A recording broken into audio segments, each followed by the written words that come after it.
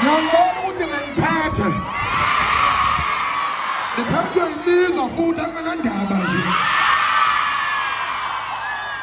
Ngiphethwe yisha nje. Into ngamosta khona manje. Mzansi.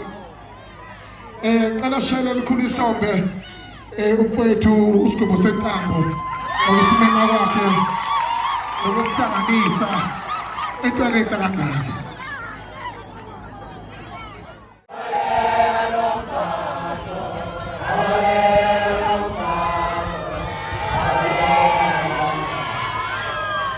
Hamshaya